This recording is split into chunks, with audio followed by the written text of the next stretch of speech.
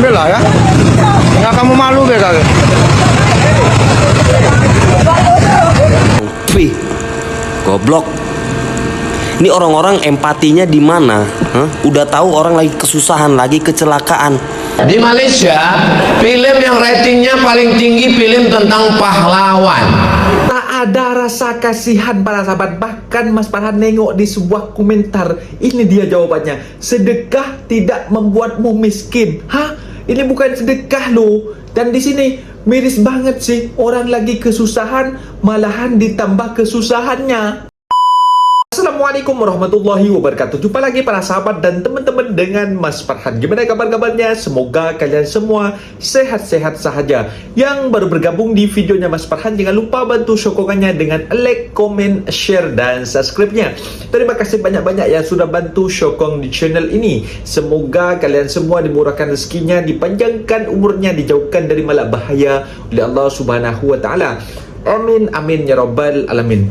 Oke para sahabat dan teman-teman, di video kali ini Mas Farhan akan nge-reaction sebuah video yang sudah di-tag di TikTok Mas Farhan tentang sebuah video yang viral di media sosial.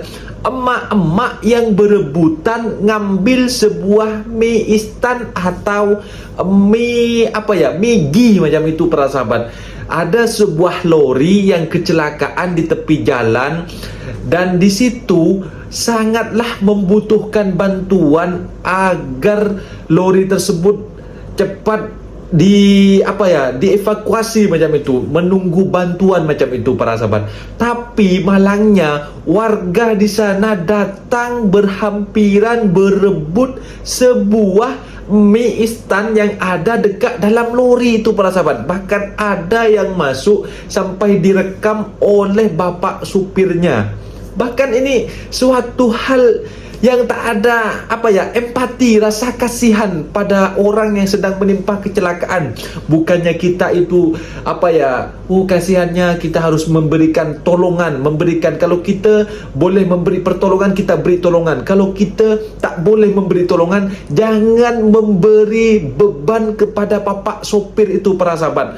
Bahkan bapak sopirnya menyutingnya itu kalau barangnya mereka, kalau hanya mereka mengambil upah untuk menghantar barang itu para sahabat, itu akan menjadi kerugian yang besar bagi pak supirnya.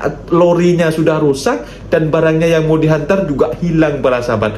Dan juga ada sebuah video di situ, ada emak-emak yang mengatakan di situ tak mau berbagi-bagi di Indonesia, yang dulunya awalnya juga berbagi-bagi kepada jiran-jiran yang terdekat, mungkin viral-viral, malah banyak warga yang datang berhampiran dan menggeroyok suatu rumah yang berbagi-bagi itu para sahabat, yang berbagi-bagi sembako macam itu. Bahkan ada yang suatu warga kalau tak dibagi sampai melempar petasan para sahabat. Dan para sahabat penasaran seperti apa videonya? Kita simak sama-sama. Let's go. Ricu sampai rumahnya dilemparin petasan, sampai kaca mobil dan kaca rumahnya dilemparin batu. Coba lu bayangin ya, lu bayangin. Gak usah ngomongin ikhlas kalau mentalnya masih rakus. Ini adalah alasan gue kenapa gue kagak suka berbagi dengan yang orang-orangnya rakus ya. Lihat nih, berawal dari suka berbagi sembako tiap 2 minggu sekali, berujung disamperin mulu sampai dilemparin petasan, sampai kaca rumahnya juga bolong. Lu bayangin, bisa bayangin gak? Orang niat baik malah digituin gitu kan, kebiasaan. Makanya nih, cerita lengkapnya lu bisa lihat di IG-nya Bisnis Milenial, tapi ini gue kasih beberapa cuplikan aja nih. Jadi dia awalnya itu isi sembako itu 20-50 paket, terus isinya berbagai macam sembako, ada beras yang 5 kilo, terus di upgrade ke beras 10 kilo. Nah habis itu pertengahan bulan puasa aku dicariin sama anak-anak dan banyak orang dewasa dimintain THR. Perkara apa? Perkara tiap bulan puasa dia suka bagi-bagi sembako gitu ya. Terus pas kerja di rumah ada ART, sampai ART-nya nggak berani keluar karena rame di luar tuh, numpuk pada mintain sembako gitu ya. Nelpon keluarga, dikasih tahu rumahnya diseruduk katanya. Pas kami sampai sana, kaca jendela rumahnya udah pecah, spion juga pecah. Nah lu bisa bayangin nggak nih, orang hati baik begini malah digituin, rumah dipecahin, kaca di spion juga dipecahin gitu. Bisa dibayangkan nggak? Orang niat baik malah balasannya kayak gini. Perkara apa? Perkara kebiasaan ngasih orang kepada orang yang salah gitu, kepada orang yang rakus. Kenapa? Kak, ikhlasin aja bagi-bagi sembako, nggak bikin lu miskin. Tapi jiwa lu yang miskin, jiwa lu yang nunggu-nunggu dikasih sembako, nunggu-nunggu sampai merasa berhak untuk menuntut gitu loh. Emang tuh orang ngutang apa sama lu sampai lu berhak menuntut untuk dia memberikan sembako kepada lu gitu loh. Kadang orang kan niat sukarela ya, niat baik gitu malah disalahartikan. Makanya jadinya begini nih. Belum kelar kan dia udah lapor Pak RT nih, tapi Pak RT-nya ternyata bukan jadi penengah, malah pendukung rakyat gitu ya, pendukung masyarakat yang suruh kasih aja deh Pak, daripada nanti istilahnya risuh gitu ya. Tapi kan maksudnya bukannya begitu dong, lu malah membela sebelah pihak. Bukankah Pak RT itu harusnya menengahi gitu ya, yang mana yang benar, yang mana yang salah gitu.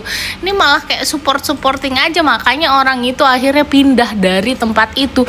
Bisa bayangin nggak, orang itu sampai pindah perkara dia suka ngasih sembako terus gak dikasih, terus akhirnya rumahnya dibombardir sampai dipecahin kacanya segala macam sampai dia pindah. Lu bisa bayangin nggak sampai orang itu pindah dari tempat itu, sampai menimbulkan trauma. Kalau kata gue tuh itu memicu om aku buat berhenti ngasih. Om aku lebih memilih untuk ngasih orang di pinggir jalan kan gitu. Jadinya kenapa?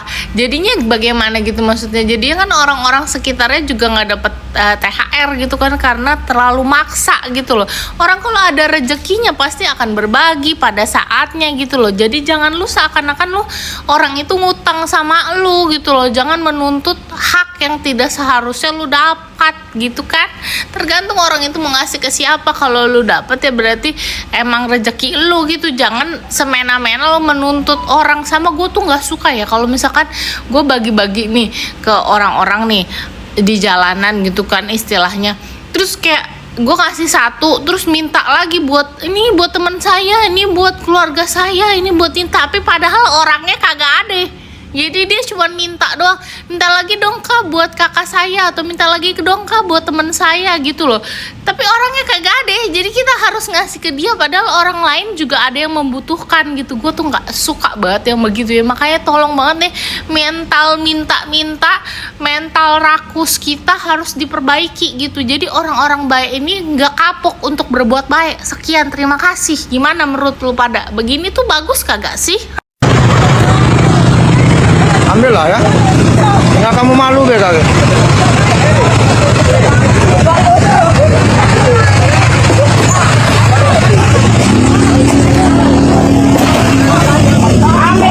Woi.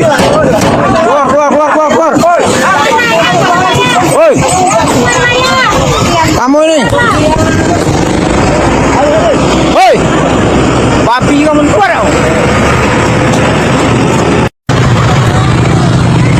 Ambil lah ya. Nggak kamu malu deh kagak.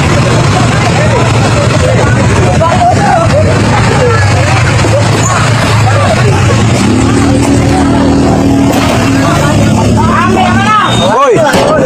Keluar. Woi. Kamu ini. Woi. Papi kamu keluar.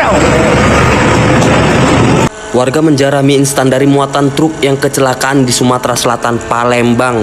Wih, goblok. Ini orang-orang empatinya di mana?